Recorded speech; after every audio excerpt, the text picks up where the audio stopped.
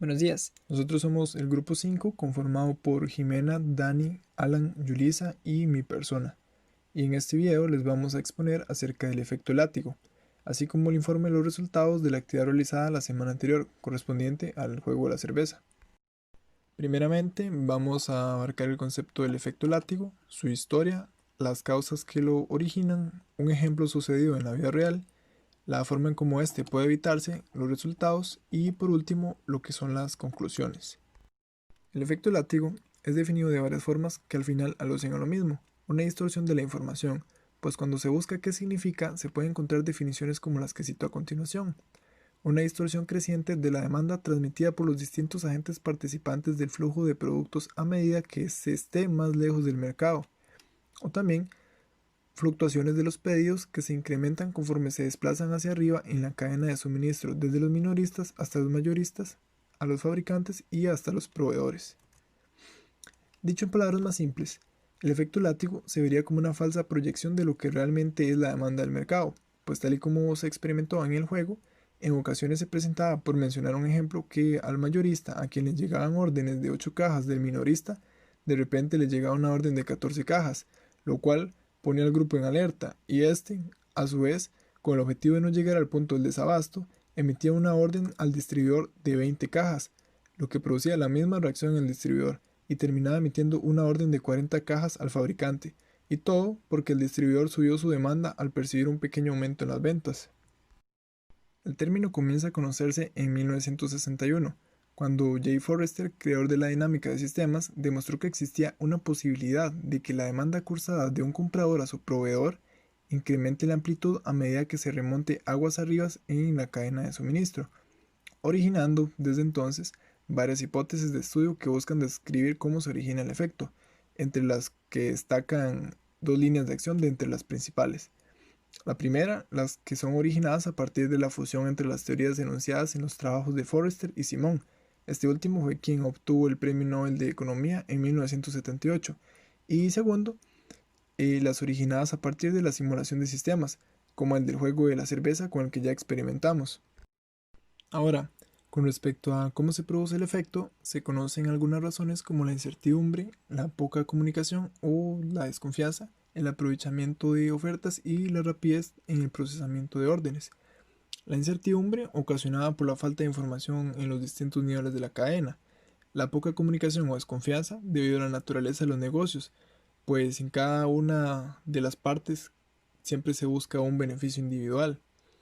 Está también el aprovechamiento de ofertas o variación de los precios, que es el efecto producido en ocasiones debido a la necesidad de las empresas por ser más competitivas, las cuales buscan tener los costes más bajos, por lo que en caso de presentarse ofertas, estas aprovechan al máximo realizando pedidos de grandes cantidades.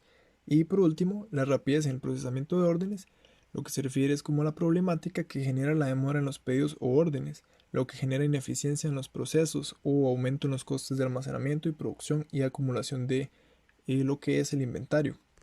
Entonces, se preguntarán, ¿cómo proceder para evitar que se genere el efecto látigo o al menos atenuar su presencia en una cadena de suministro? Bueno, pues una metodología que puede ayudar con eso es la que comprende acciones como compartir información en toda la cadena de suministro, de manera que todos los niveles, etapas o roles de la cadena conozcan la demanda real del consumidor y no solamente la del cliente directo de la compañía. Otra acción es la de reducir la cantidad de proveedores, lo que se traduce como una reducción de los niveles de la cadena de suministro, que, a su vez, agilizaría la comunicación y el manejo de la información dentro de la cadena. Este también el mejorar los procesos operativos, ya que al reducir los tiempos de entrega se puede obtener un efecto directo en los inventarios, pues mientras mayor sea el tiempo de entrega, más difícil es gestionar el stock de respaldo y producción. Otra acción que se puede tomar es la de reducir la variabilidad de la demanda, es decir, implementar estrategias que aseguren una estabilidad en las demandas producidas. Por ejemplo, una estrategia de estas podría ser establecer una política de precios bajos al consumidor, con lo que se lleguen a sentir identificados con la empresa, al tener confianza en que los precios son accesibles y que generalmente son estables, que a fin de cuentas se vendría traduciendo en una baja variabilidad en la demanda. Y por último, aumentar el nivel de comunicación y el flujo de información, lo cual resalta la importancia de tomar decisiones en conjunto con todos los demás eslabones de la cadena, para evitar la unilateralidad y con ello tener una visión global de la cadena de suministro. A continuación, los compañeros se encargarán de exponer los resultados de la actividad realizada la semana anterior, correspondientes a lo que sería el juego de la cerveza o beer game. Ahora vamos a hablar sobre el minorista y su participación en la ejecución del juego del beer game. En este gráfico se muestra el comportamiento de los pedidos emitidos por el minorista al mayorista. Cabe destacar que el minorista se encuentra en ventaja sobre los demás eslabones, ya que básicamente este es quien se encuentra más cerca del cliente final y conoce su demanda más a detalle. Sin embargo, el comportamiento que se presenta en este caso se vio debido a poco o nulo abastecimiento por parte del mayorista, por lo que el descontento y, muy importante, una falta de planificación los llevó a realizar pedidos incluso sumamente irracionales e infundamentados. Y con infundamentados me refiero a la falta de cálculos o predicciones que justifiquen la ejecución de estos pedidos tan, tan altos, tan elevados, con base en la demanda que vamos a ver a continuación en el siguiente gráfico. Estas son las órdenes entrantes del cliente. Son las órdenes que emitió el cliente hacia el minorista. Estas órdenes se mantuvieron básicamente en un 84% todos los periodos constantemente. Se mantuvieron en pedidos de 8 unidades, lo que lo hizo sumamente sencillo de predecir. Básicamente, la falta de aprovisionamiento o de unidades en el inventario fue lo que privó al minorista de abastecer al cliente. En el siguiente gráfico podemos observar, tenemos la prueba de la cantidad de producto enviado por el mayorista hacia el minorista. Podemos observar que en una gran cantidad de iteraciones, aproximadamente desde la 7 hasta la 13, la cantidad de aprovisionamiento fue nula. El minorista no recibió ninguna cantidad de unidades, por lo que se le hizo básicamente imposible abastecer al cliente. Ahora, por la cantidad de demanda irracional que emitió el minorista, podemos observar cómo en cuanto el mayorista tuvo la cantidad suficiente de inventario, abasteció al mayorista con 223 unidades, incluso antes de eso 60 unidades, 84 unidades, a pesar de que el minorista solo tenía que abastecer al cliente con 8 unidades por semana. Esto, como les dije anteriormente, se debe a una mala planificación en la estimación y en el pronóstico de la demanda. En esta gráfica se muestra el grado de abastecimiento que pudo aportar el minorista al cliente. Podemos observar que el aprovisionamiento correcto se dio hasta la iteración número 9.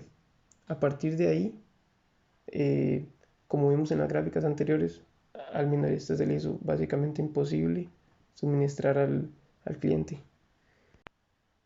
A partir de la iteración 15 aproximadamente se comenzaron a ver picos de abastecimiento, 17 unidades, 21 unidades, 36, incluso 43 unidades.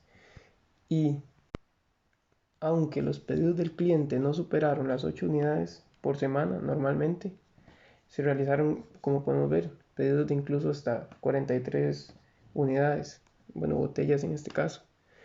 Esto se da porque los pedidos que no fueron cumplidos se registran como órdenes pendientes, por lo que aunque sin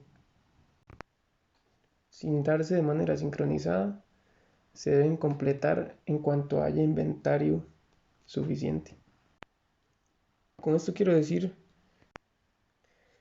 que los pedidos que no son abastecidos van quedando básicamente como órdenes pendientes, se van acumulando.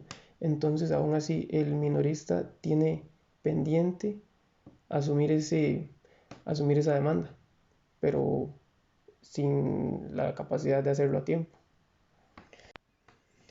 Todas estas discrepancias y bajas en el stock, desabastecimiento y al final sobreabastecimiento en el inventario llevó al minorista a tener unos costos acumulados de desabastecimiento de $606, unos costos acumulados de stock de $251 y sumando estos dos se dio un costo final de $857. Cabe mencionar que en la siguiente partida llevada a cabo por el minorista se aplicaron pronósticos en la demanda y se privó de realizar pedidos infundamentados y sumamente altos, por lo que, aunque en realidad no fueron bien suministrados por el mayorista, nuevamente, se obtuvo una menor cantidad de costos tanto en unidades en stock como en desabastecimiento. Yo voy a hablar un poco sobre el comportamiento del mayorista durante el juego del Beer Game. Digamos, desde el periodo 1 al periodo 5, el grupo mayorista se mostró optimista y pidió muchas cantidades de producto al distribuidor, decenas de productos. Después de la semana 5 a la 10 comienza a notar cambios en la demanda. Se muestra más cauto y se inclina a pedir menos unidades. De la semana 10 a la 15 comienza como una recapacitación y describe que deben solicitar aún menos producto de lo que estaban solicitando anteriormente.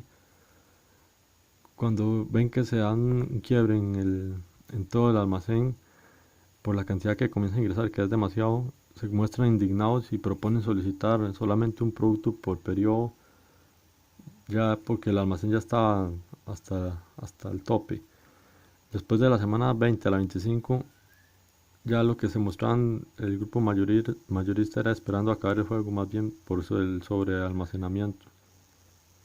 En la siguiente diapositiva del nivel de inventario en los periodos para el mayorista, se muestra que el mayorista de la cadena de suministro, que se representa con la línea roja, se ve que nunca existió desabastecimiento en todas las rondas presentadas. Más bien el mayorista hizo que existiera desabastecimiento en el distribuidor y en el manufacturero. Se puede ver en el gráfico muy bien desde la semana 3 hasta la 9. Luego de esto, los encargados de la cadena de suministro tuvieron unidades en sus almacenes. El mayorista, digamos, siempre fue la gente que tuvo la mayor cantidad de stock en sus almacenes, y la semana que fue la máxima, por decirlo así, corresponde a la semana que va de la 14 a la 15 con 143 unidades almacenadas. Luego esto como que comenzó a la baja más bien. Para la siguiente diapositiva, que corresponde a los costos acumulados respecto al tiempo para el mayorista, lo que se ve es que más bien el distribuidor y el fabricante son los que conservaron los mayores costos acumulativos en los primeros 15 periodos. Pero después de esto, como que el mayorista, después de obtener las 143 unidades, ahí por la semana 15 o periodo 15, comenzó a ver una alza en sus costos acumulativos, porque se ve muy bien que pasa de $500 en los costos acumulativos y en menos de 10 periodos llegaron a $928 en un término de 10 semanas. Así se ve que de tal manera los costos acumulativos del fabricante, distribuidor y mayorista como que se tendieron a unificar en los últimos periodos, y se nota finalmente que en la línea azul el vendedor final fue el que tuvo el menor costo acumulativo de la cadena. Para la siguiente diapositiva, correspondiente a la cantidad de órdenes respecto al tiempo, se puede observar que las órdenes solicitadas por el grupo mayorista, digamos que se identifica con la línea roja, en un inicio hubieron 30 unidades para la primera semana y 30 unidades para la segunda semana. Posterior a eso, como que se inicia una tendencia al decrecimiento que se fue caracterizando por altibajos, como se va viendo ahí, sube y baja, sube y baja. Y pues al llegar a la 12ª semana del periodo, se va viendo como que se va estableciendo un tipo de constante. Ya para la semana 13 se ve como que se repite solamente un mismo número de todos esos que correspondía al número 1.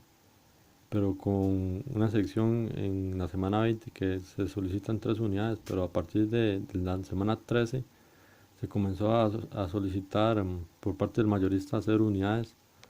Esto en la buena práctica no se hace porque, como decía la profesora, existe como una tendencia a dejar todo en stop, y eso no es así porque en la realidad las cosas tienen que seguir, continuar y fluir en el proceso.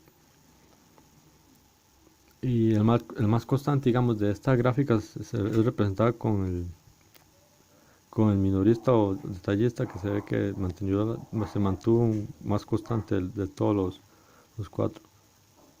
Para la siguiente diapositiva, que corresponde al efecto látigo para la cadena del mayorista, durante el tiempo se puede percibir se aprecia que el mayorista tuvo la mayor injerencia en la participación en el efecto látigo.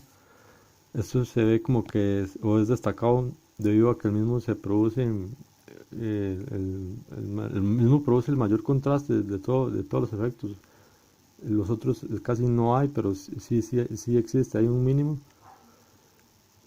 Además, se puede calcular el tipo de efecto látigo con la siguiente fórmula: la varianza de las compras entre la varianza de la demanda se obtiene, y en este caso dio un 19,59 de efecto látigo. Esto hace que si haya injerencia en el efecto látigo por parte del mayorista, pues si hubiera sido o si hubiera significado 1 o hacia abajo de 1, no hubiera participado en el efecto látigo, pero fue mayor a 1, entonces esto hace que totalmente sea provocante del efecto látigo. Esto aplica para todos los agentes contribuyentes de la cadena de suministro.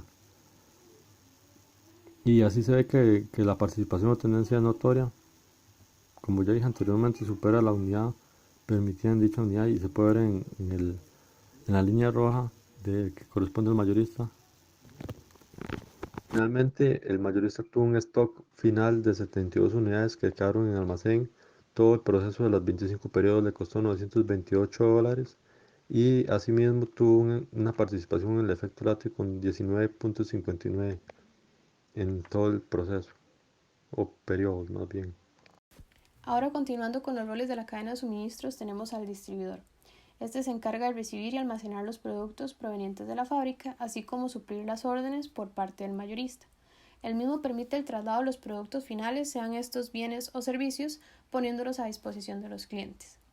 En relación con el juego Beer Game, el grupo encargado de la distribución participó en 2 rondas, cada una de 25 partidas.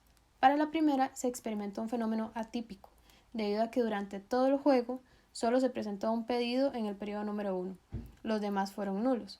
Como se observa en la imagen, la demanda fue estable durante todas las partidas y el grupo tenía la expectativa de que el mayorista emitiría una orden por cantidades grandes en cualquier momento.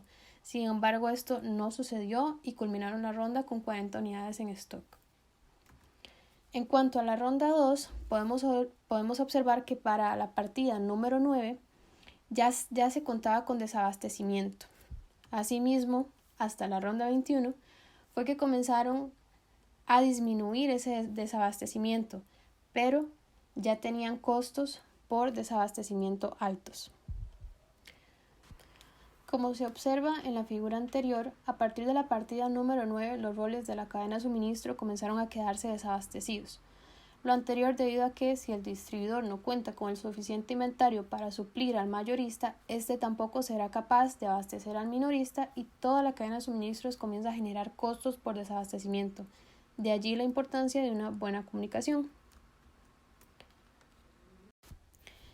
Para el gráfico de comportamiento de órdenes durante el tiempo, podemos observar que las órdenes del distribuidor comenzaron a variar desde la partida número 8. De allí, debido al desabastecimiento, se comenzaron a aumentar las mismas conforme llegaban los pedidos. El grupo a cargo analizaba los pedidos entrantes y con base en ello tomaban la decisión de cuántas unidades ordenar. Es gracias a este análisis que logran suplir el desabastecimiento y estabilizarse para la partida 21. Como se observa en esta imagen, los pedidos del distribuidor no fueron mayores a 30 unidades. Finalmente, se cuenta con el gráfico del efecto látigo durante el tiempo. como se observa al inicio del juego, el distribuidor presenta una distorsión creciente de la demanda. Sin embargo, durante el resto del juego se mantiene con fluctuaciones no tan significativas como al inicio. No es hasta el final que se observa al fabricante con esta distorsión de la demanda.